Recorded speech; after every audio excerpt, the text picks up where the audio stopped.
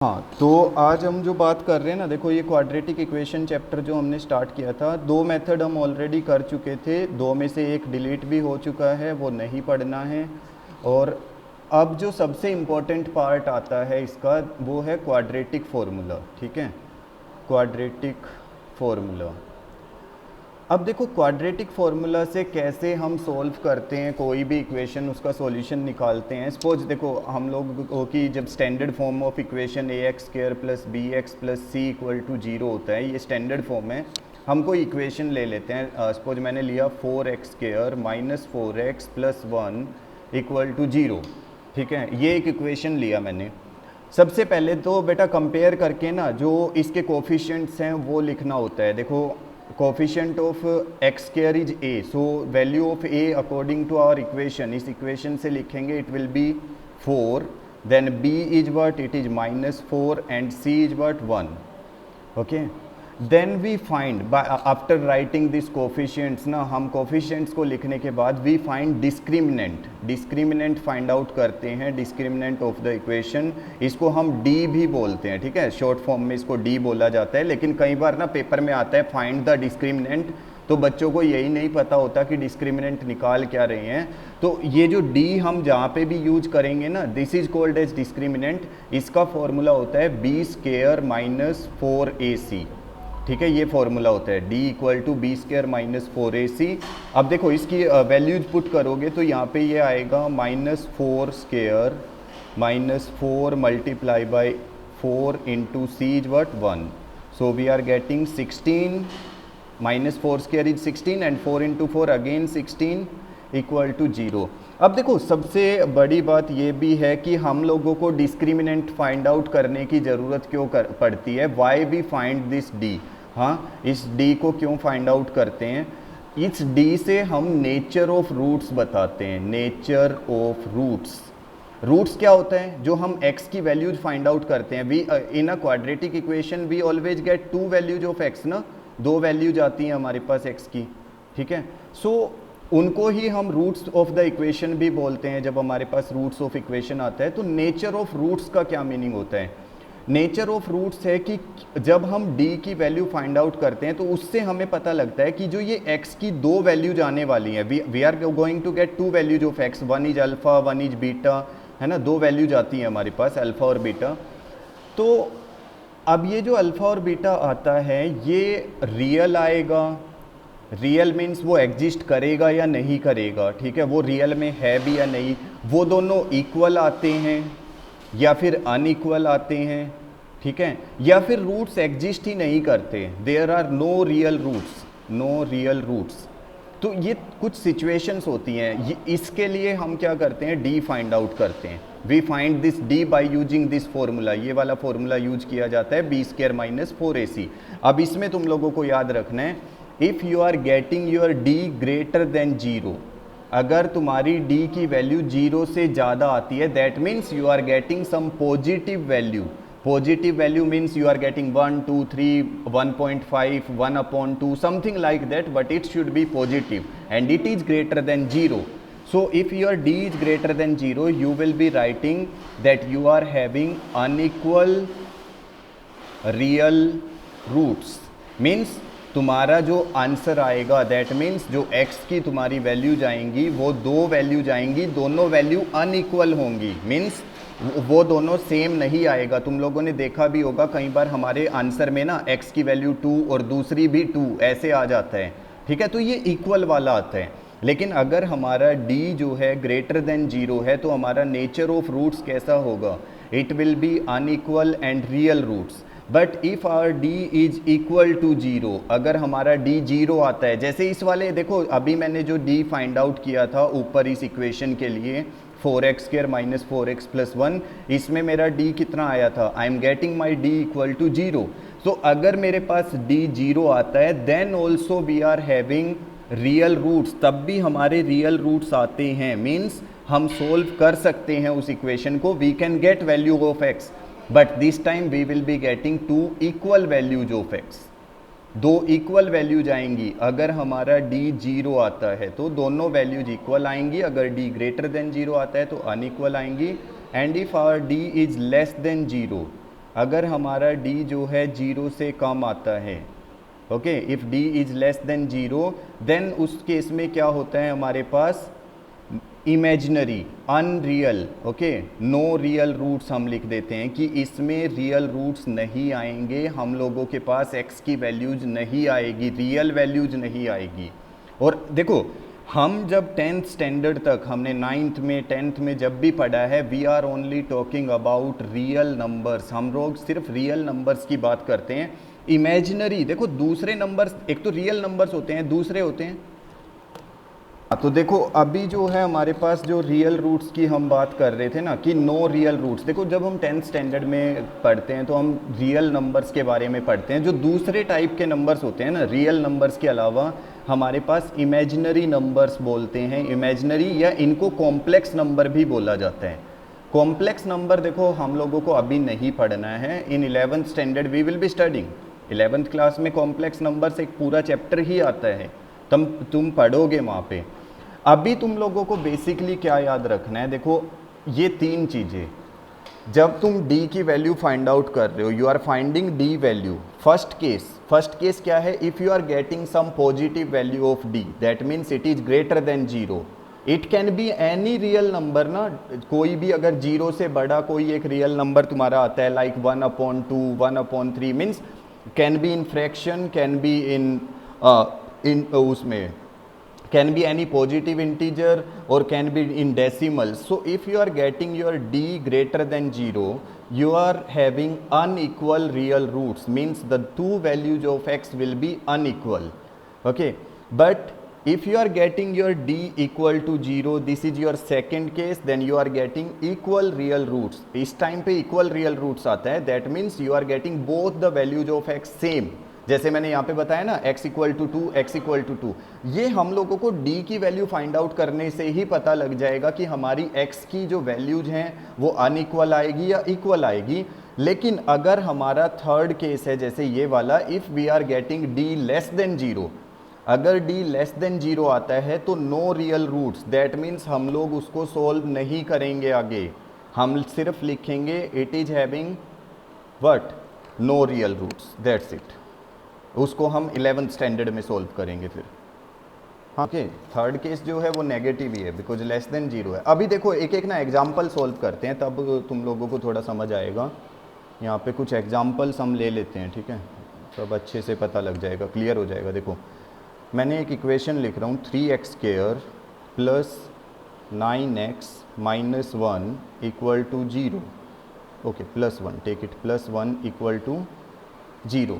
अब देखो हमारे पास ये इक्वेशन है 3x² plus 9x plus 1 equal to 0, हम लोगों को सोल्व भी करना है। बेसिकली वो तुम लोगों को सोल्व करने के लिए देंगे कि solve it for the value of x की वैल्यू के लिए सोल्व करो इफ़ इट एग्जिस्ट, अगर एग्जिस्ट करता है तो सबसे पहले तुम d फाइंड आउट करोगे, you will find d formula क्या होता है, it is b² minus 4ac, ठीक है। अब ऊपर से ना पहले तुम अपनी a b c की वैल्यू लिख लो, a value is 3, b value is 9 and c value is plus 1, okay. So now if you are putting then you are getting c, b² means 9 9 जा 81, ठीक है। अच्छा, उसके बाद यहाँ पे आ गया -4 into a is 3 and c is equal to 1, so 81 minus 4 3 जा 12, so it is 69, okay, you are getting the value of d as 69. Now you can see clearly your d value is greater than 0, d की जो value है वो 0 से बड़ी है, that means we can write we are having two unequal roots, two unequal real roots exist, real roots exist. यहाँ पे दो रियल रूट्स आएंगे, दोनों अनइक्वल होंगे। तो इससे आगे अब सोल्व कैसे करना है, इससे आगे हम यूज करते हैं क्वाड्रेटिक फॉर्मूला। क्वाड्रेटिक फॉर्मूला क्या होता है, x equal to x equal to minus b plus minus under root d upon 2a, this is our quadratic formula. ये वाला यूज करना है बेटा अगर तुम्हारा d की वैल्यू ग्रेटर देन 0 या फिर इक्वल टू 0, दो केसेज में सोल्व करेंगे। If your d is greater than 0 और equal to 0 then you are solving this. अब हमने लिखा है x equal to minus b plus minus root d upon 2a। Now x will be equal to what, minus b. What is the value of b? We are having 9। Check कर लो b की value क्या है, इधर 9 है, तो हम यहाँ पे पुट करेंगे, it will be -9 plus minus under root d. Under root d की वैल्यू क्या है हमारे पास 69 and then upon 2a, 2 multiply by a, 2 3 जा 6, ये आएगा। अब देखो क्योंकि 69 जो होता है वो कंप्लीट स्क्वायर नहीं है ना, 69 is not a complete square, so we can not take it outside the root. हम आउटसाइड रूट नहीं लेके आ सकते, तो हम क्या करेंगे, इसको इतना ही छोड़ेंगे। x इक्वल टू एक बार लिखेंगे -9 प्लस रूट 69 अपॉन 6, और एक बार x इक्वल टू क्या लिखेंगे, -9 माइनस रूट 69 अपॉन 6, ये वाला लिखना है। एक बार प्लस एक बार माइनस। देखो दो वैल्यूज आई हैं x की, लेकिन दोनों क्या हैं, अनइक्वल वैल्यूज हैं। दोनों अनइक्वल क्यों हैं, क्योंकि हमारे पास एक में प्लस रूट 69 हो रहा है, एक में माइनस हो रहा है, तो प्लस और माइनस से चेंज तो आएगा ना वैल्यूज में। तो इसी वजह से मैं बोल रहा था यहाँ पे कि हमारे अनइक्वल रूट्स आएंगे, that means 2 different values of x if our d is greater than 0। This is first case. एक एग्जाम्पल और लेते हैं, देखो सेकंड केस वाला, जिसमें मैं यहाँ पे ले रहा हूँ एक second equation 4x square plus 4x plus 1 equal to 0। Now check the value of a 4, check the value of b 4 and c is 1। So now if we are finding d, it is b square minus 4ac again, that means b square, that means 4 square, 4 का square करेंगे 16 minus 4 multiply by 4 multiply by 1। So we are getting 16 minus 16, how much? 0. This time our d is 0. मैंने बताया था second case, if our d is 0, that means what we will be writing? Equal real roots. Yes, we are having equal real roots exist. कैसे roots आएंगे? Equal. अब इसको फिर से वही फॉर्मूला सेम रहेगा, x equal to minus b plus minus root d upon 2a। अब check करो, x equal to minus b, that means minus b की वैल्यू क्या है 4 plus minus under root d, d की वैल्यू क्या है बेटा 0, रूट 0 तो 0 ही आएगा, एंड 2a, 2 मल्टीप्लाई बाय 4, 2 4 जा 8 आ जाएगा। अब क्या करना है, देखो एक बार x equal to -4 plus 0 upon 8, और एक बार x equal to -4 minus 0 upon 8। अब देखो -4 प्लस 0 कितना आया, it is -4 upon 8। How much you are getting, -1 upon 2। अब -4 माइनस 0 कितना आएगा, ये भी -4 ही आएगा upon 8, then -1 upon 2। So you are getting your two values of x, and both the values you can check, -1/2, -1/2, both the values are equal. So we are having equal real roots. ये वाला case आता है, second case आता है, जिसमें हमारा d क्या होता है 0। If our d is 0 then equal roots. अब हमारे पास ना थर्ड केस जो आता है, थर्ड केस जो मैंने बताया था, अब थर्ड केस में क्या होता है, अगर मेरे पास एक इक्वेशन आती है, suppose 16x square minus 3x plus 1 equal to 0, ठीक है। अब ये वाला है, now write something, a equal to 16 आ गया, b इक्वल टू -3 आ गया, and c equal to 1। Now if I am finding d, that will be b square minus 4ac, so it is b is what -3 square will be 9 minus 4 into what is the value of a 16, c is 1, so 9 minus 16 4 ja 64. Now 64 minus 9 we are getting -55, and this time check your d is less than 0, d is negative d आया है तुम्हारा, और negative d के लिए मैंने क्या बोला था, हम लोग लिखेंगे नो रियल रूट्स। यहाँ पे रियल रूट्स एग्जिस्ट ही नहीं करते हैं। देखो इसका एक रीजन भी है, तुम लोग समझोगे ना कि रियल रूट्स क्यों एग्जिस्ट नहीं करते। देखो अगर मैं तुम लोगों को बोलता हूँ find the value of root 4, sorry I am find the value of root 4, what you will be writing here, क्या लिखोगे तुम लोग? +-2 लिखोगे ना, है ना? If I am saying find the value of root 9 की वैल्यू को क्या लिखोगे? यू विल बी राइटिंग +-3, ठीक है, यहाँ पे +-3 लिख दोगे। लेकिन अगर मैंने अब पूछा कि find the value of root -4, अब इसका क्या लिखोगे? You will not be having any solution for this one, तुम्हारे पास इसका सॉल्यूशन नहीं होगा। क्यों? क्योंकि वो रियल वैल्यू नहीं है। इफ़ वी आर हैविंग √-4 ना, we are not having no real value, इसकी कोई रियल वैल्यू नहीं होती है। क्योंकि तुम लोगों को पता है, देखो √4 का मतलब होता है +2 भी और -2 भी। तो ऐसा तो है नहीं कि मैं -4 करूंगा तो मैं इसको -2 लिख दूंगा, दैट विल बी रोंग, क्योंकि ये तो √4 की वैल्यू है -2, तो -4 की कैसे हो सकती है? इसी वजह से, क्योंकि हम लोग जब क्वाड्रेटिक फॉर्मूला यूज करते हैं ना, if we are using the quadratic formula, तो उसमें क्या होता है? x = -b + √d/2a, ये होता है। अब अगर मैं d की वैल्यू यहाँ पे नेगेटिव पुट कर दूंगा, if I will be taking any negative value, तो मैं तो उसकी कोई रियल वैल्यू फाइंड आउट ही नहीं कर पाऊंगा, क्योंकि अंडर रूट अगर कुछ भी माइनस में हुआ, -16 हुआ, I am not having no real value, इसकी कोई रियल वैल्यू मैं फाइंड आउट नहीं कर सकता। So that means what? In this case we just write no real roots and we will leave our question up to this point, यहीं पे छोड़ देंगे, आगे सॉल्व नहीं होगा ये। We will not be having any value of x। Let's do some questions from text book. अच्छा हाँ,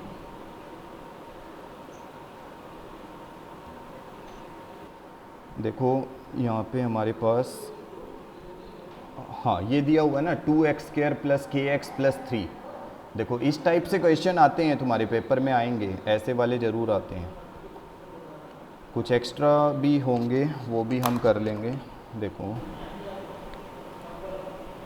दिस इज 2x² + kx + 3 = 0। अब देखो जब ऐसा क्वेश्चन वो लोग देते हैं ना, they will always give you one thing, that find the value of k, you have to find the value of k when your equation is having equal roots. तुम्हारी इक्वेशन के जो रूट्स हैं वो कैसे आएंगे? Equal. If you are given with this thing that your equation is having equal roots and you need to find the value of k की value find out करनी है, just right the value of a b c। what is a here? It is 2, b is k and what is your c is 3।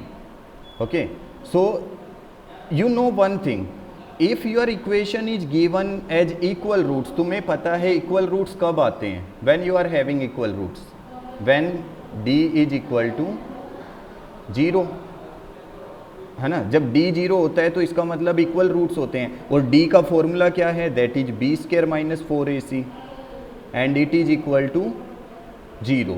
Now put all the values, b की जगह पे क्या रखेंगे? k²।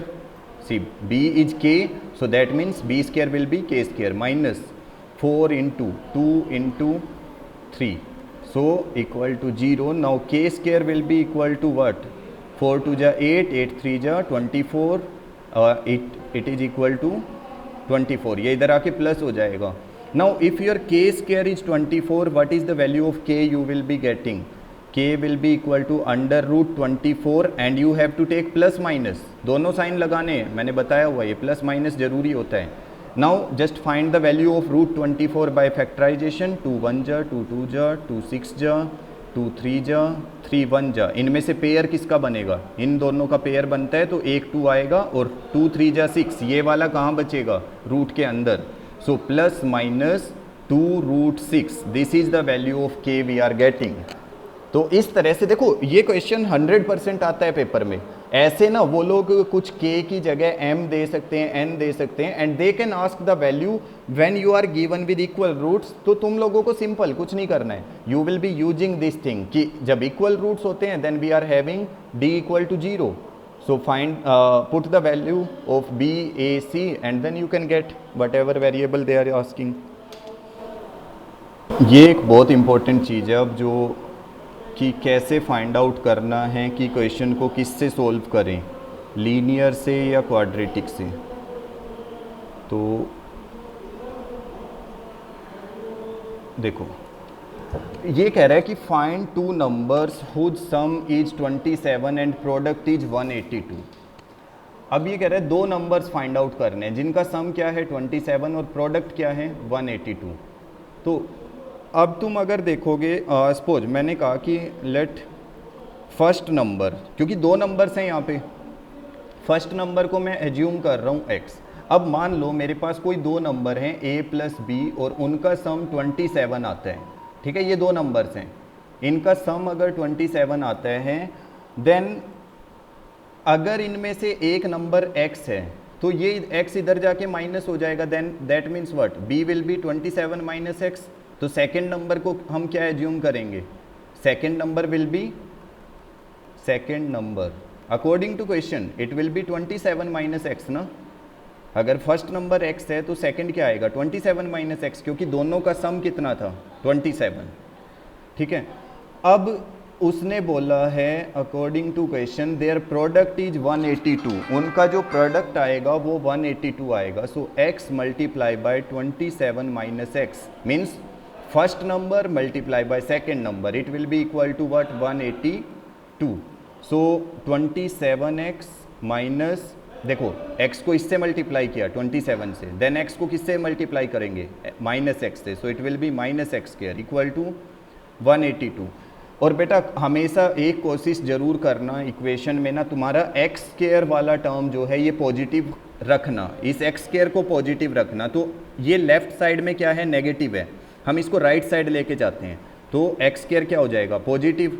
ये 27x जब इस side आएगा तो क्या बनेगा माइनस 27x, और ये 182 तो ऑलरेडी एक साइड में है तो प्लस 182, हम उसको शिफ्ट नहीं कर रहे हैं। और इक्वल में क्या बचेगा, यहाँ पे इक्वल में क्या बच जाएगा जब सब कुछ शिफ्ट कर दिया 0, ठीक है। तो हमेशा ये याद रखना कि तुम्हारा एक्स स्क्वायर जो है वो पॉजिटिव रहे। अब हमारे पास ये बन गई एक क्वाड्रेटिक इक्वेशन, ये क्वाड्रेटिक इक्वेशन है। तो अब इसके हम लोग मिडल टर्म स्प्लिट से या जिससे भी तुम चाहो सोल्व कर सकते हो, ठीक है, क्वाड्रेटिक फॉर्मूला। तो हम मिडल टर्म कर लेते हैं। देखो एक्स स्क्वायर का कोफिशिएंट है 1, ये है constant, so 182, then it is 2 9 जा 2 1 जा, देन 7 1 जा 7 3 जा 21, ठीक है, देन 13 1 जा। नाउ व्हाट वी नीड, हम लोगों को चाहिए 27x। सो सी 2 7 जा 14, अब 14 और 13 को ऐड करने से 27 आ जाएगा। So we can write x square minus 14x minus 13x, मैं दोनों माइनस ले रहा हूँ क्योंकि minus minus plus and we need the sign of minus. So plus 182 equal to 0।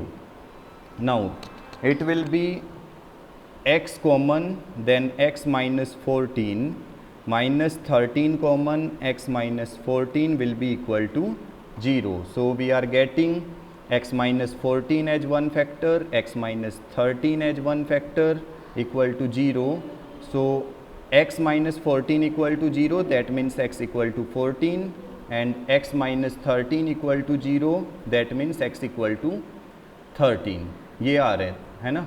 तो एक x equal to 14 आ रहा है, एक x equal to 13 आ रहा है। That means first number you can assume as 14, then second automatically will be what 13, 27 minus 14 it will be 13। एक अगर 14 है तो दूसरा ऑटोमेटिकली 13 आएगा ना। कि हम लोगों को कैसे पता चलेगा कि अब ये स्टेटमेंट देख के तो हम लोग ये भी सोच सकते थे ना कि ये वाला जो क्वेश्चन है लीनियर इक्वेशन से सॉल्व कर लेते हैं। अब अगर तुम देखो इसमें ना लीनियर इक्वेशन एज्यूम करते, देखो मैं एक बार यहाँ पे थोड़ा सा ये वाला डिलीट कर रहा हूँ। तुम क्या करते, अगर तुम बोलते कि फर्स्ट नंबर को हम ले लेते हैं x और सेकंड नंबर को हम लेंगे y, तो अब तुम लोगों को पता है sum is 27, that means x plus y will be equal to 27। ये फर्स्ट इक्वेशन बन जाएगी तुम्हारी।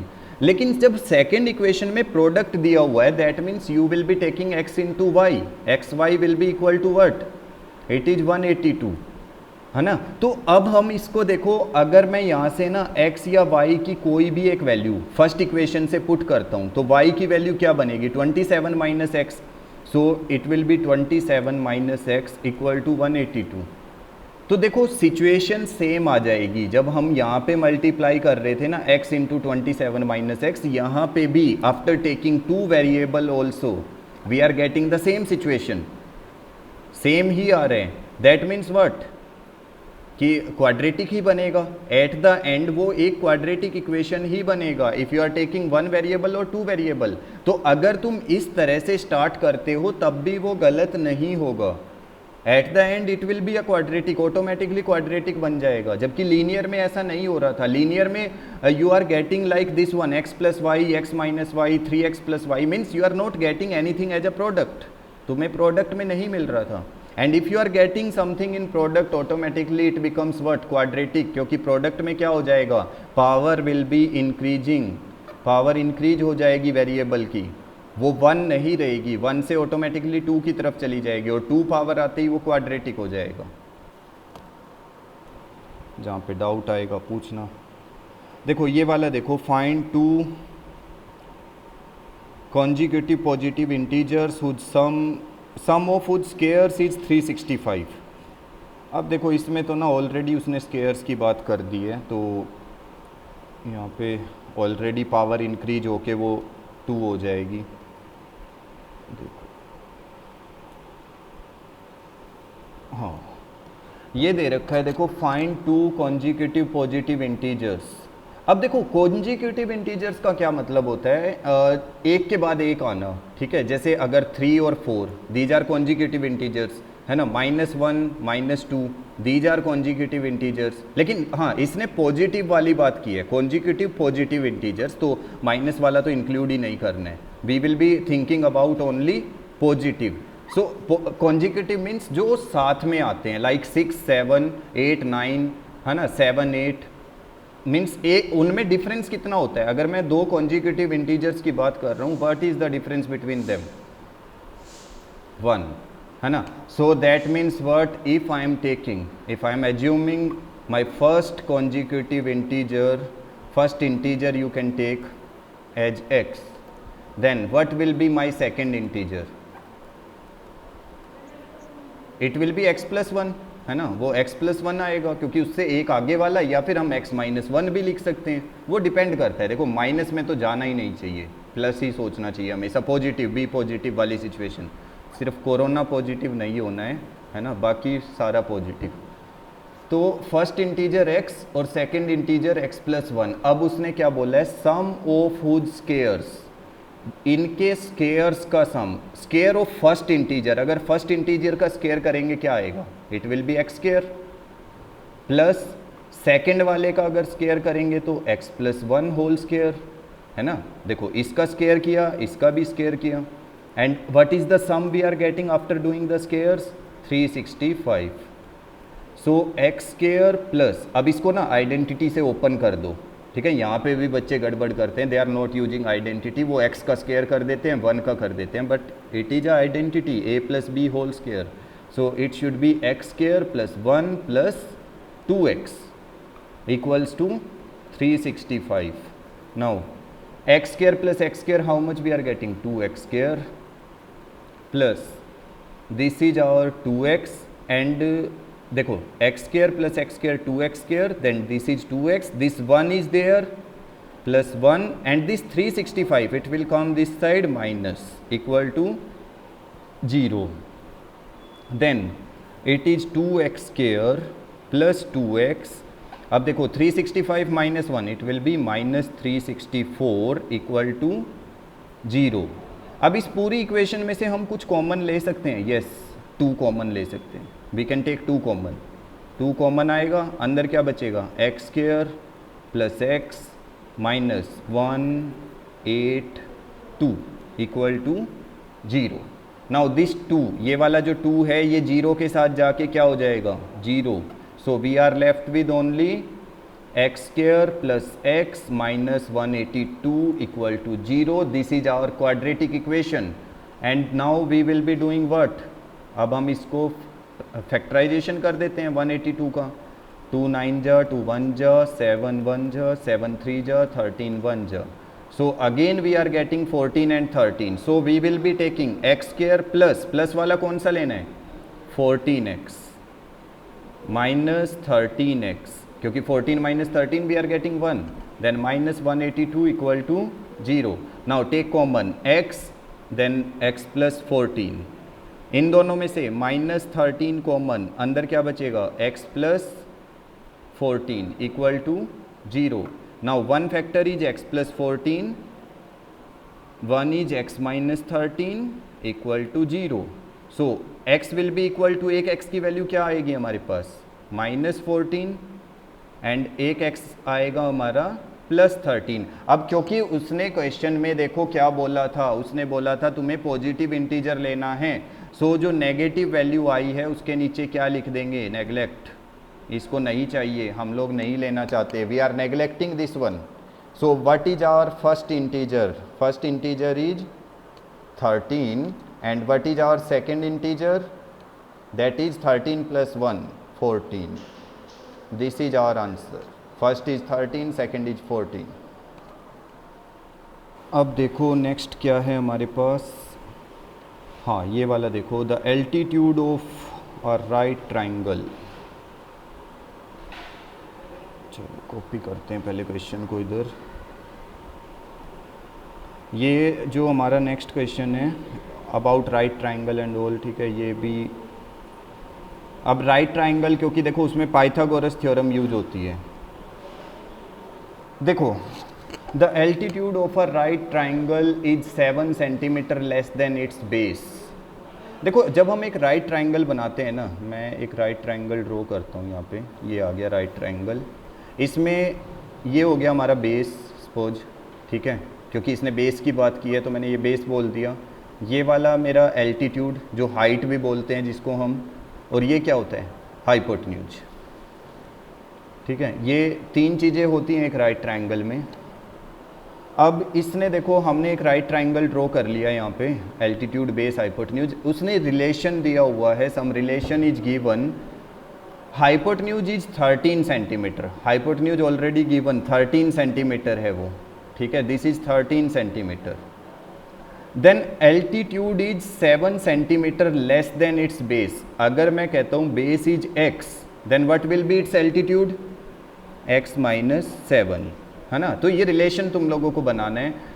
Find the other two sides, उसने बोला है दो अलग साइड्स को फाइंड आउट करो, जब हमें पता है कि थर्ड साइड तो 13 है. अब देखो if I am assuming let base equal to x, then my altitude is according to base, altitude is x minus 7 and hypotenuse, जो हाइपोटेन्यूज हमारा आ रहे हैं that is 13 centimetre. So we can use according to Pythagoras theorem. Pythagoras theorem क्या कहता है, that is the square of hypotenuse is equal to the sum of squares of other two sides. That means I can write h square equal to p square plus b square. So what is our h 13 equal to what is p, p is what perpendicular, यहाँ पे p perpendicular, that means altitude, ये x minus 7 है हमारा, and plus b क्या है base x. Now 13 square will be what 169. Then यहाँ पे identity use होगा, x minus 7 whole square, identity use करो, क्या आएगा, it will be x square plus 49 minus 14x and plus this x square.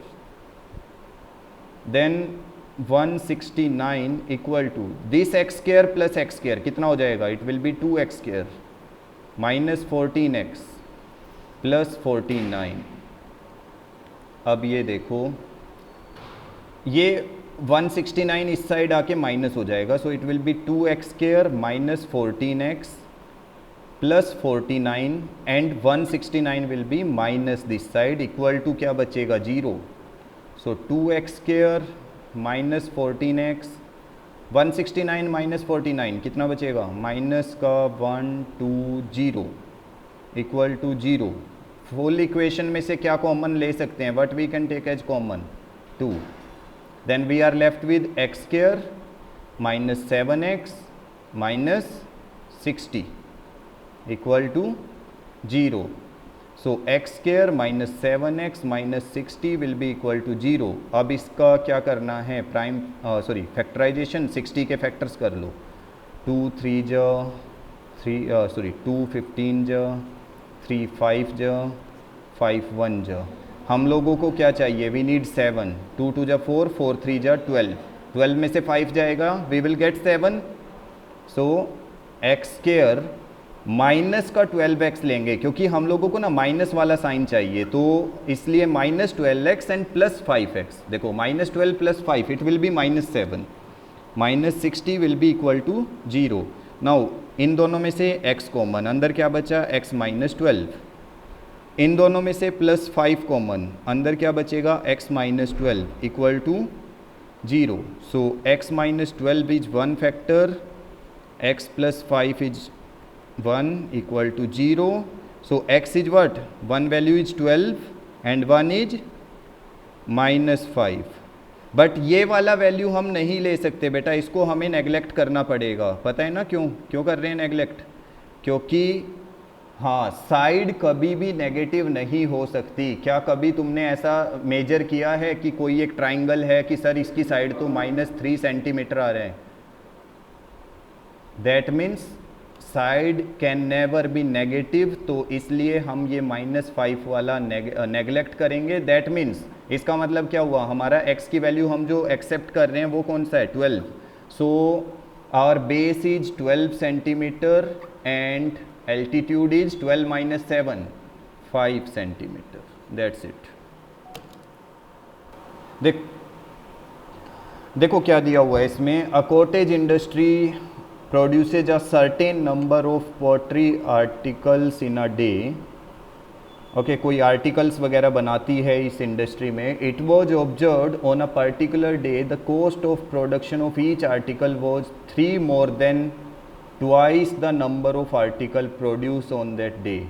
If the total cost of production on that day is ₹90, find the number of articles and cost of each article. देखो एक relation दिया हुआ है इन्होंने simple सा, about cost of article and number of articles. दो चीज़ें, number of articles, ठीक है, हम इसको एज्यूम कर लेंगे कि जितने वो आर्टिकल्स एक दिन में बनाते हैं, number of articles produced in a day, एक दिन में, इन अ डे इज x. इतने आर्टिकल्स बनाते हैं वो एक दिन में. Now the cost of production of each article,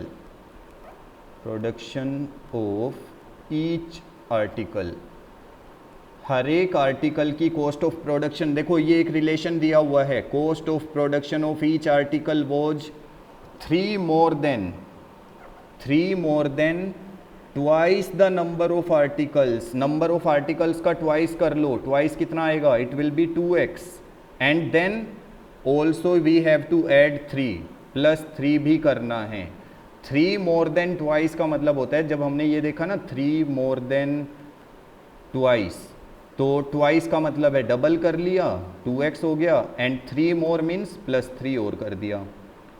अच्छा अब इसने बोला है if the total cost of production. अब देखो एक आर्टिकल को बनाने में cost of production of each article, एक आर्टिकल को बनाने में 2x + 3 इतने रुपए लगते हैं. टोटल हमने कितने आर्टिकल बनाए, x आर्टिकल्स. तो टोटल जो आएगा, एक आर्टिकल को बनाने में इतना लगा, x आर्टिकल्स को बनाने में टोटल कितना लगेगा, मल्टीप्लाई करेंगे ना, तो ये आएगा x × 2x + 3. समझ आ रहे हैं ना ये मल्टीप्लाई क्यों करना है. देखो मल्टीप्लाई इसलिए करना है क्योंकि एक आर्टिकल को बनाने में इतने रुपए लगते हैं, लेकिन हमने टोटल इतने आर्टिकल्स बनाए हैं, तो एक को बनाने में अगर इतने लग रहे हैं तो टोटल कितना आएगा, मल्टीप्लाई करने से पता लगेगा. तो उसने टोटल हम लोगों को दिया हुआ है, दैट इज़ 90, तो उसको इक्वल में रखेंगे 90. Now x × 2x it will be 2x² + 3x -90, ये 90 इधर आके माइनस हो जाएगा, equal to 0. Now we have to do the this middle term splitting, लेकिन उससे पहले x² का कोफिशिएंट क्या है, 2, लास्ट में क्या है 90, मल्टीप्लाई करो 2 × 90 180, अब इसके फैक्टर्स कर लो, 2 9 जा, देन 2 45, देन 3 1 जा, 3 5 जा, देन 3 5 जा एंड 5 1 जा। अब हम लोगों को चाहिए 3, सो 2 2 जा 4, 4 3 जा 12 एंड 3 5 जा 15। 15 माइनस 12 करने से 3 आ जाएगा, so it will be 2x² plus 15x minus 12x minus 90 equal to 0। So it will be, देखो कॉमन लेते हैं, x कॉमन आएगा, अंदर क्या बचेगा 2x प्लस 15 माइनस इन दोनों में से क्या कॉमन आ सकता है, 6 कॉमन आ जाएगा, अंदर क्या बचेगा 6 2 जा 12x 2x एंड 6 15 जा plus 15 equal to 0। So x minus 6 is 1 factor, 2x plus 15 is 1 factor equal to 0। So x equal to 1 we are getting 6 and x equal to we are getting minus 15 upon 2। this one we will be neglecting, neglect करेंगे या फिर हम reject भी लिख देते हैं यहाँ पे ना, कुछ भी लिख सकते हो, neglect और reject क्यों कर रहे हैं, क्योंकि ऐसा नहीं होता ना कि कोई कंपनी आर्टिकल बना रही है और वो माइनस में बना रही है कि हमने आज -3 आर्टिकल बनाए, तो इसका मतलब वो कंपनी कितने आर्टिकल्स बनाती है एक दिन में, 6 आर्टिकल्स, ठीक है। और उसकी कॉस्ट कितनी आएगी, what will be the cost of the articles, it is 6 2 जा 12, 12 plus 3 15 rupees, cost of 1 article is 15 rupees, तो ये याद रखना है, ठीक है। 6 आर्टिकल्स बनाती है और हर एक की कॉस्ट 15 रुपीज़ होती है, तो जो नेगेटिव आया उसको नेगलेक्ट कर देना।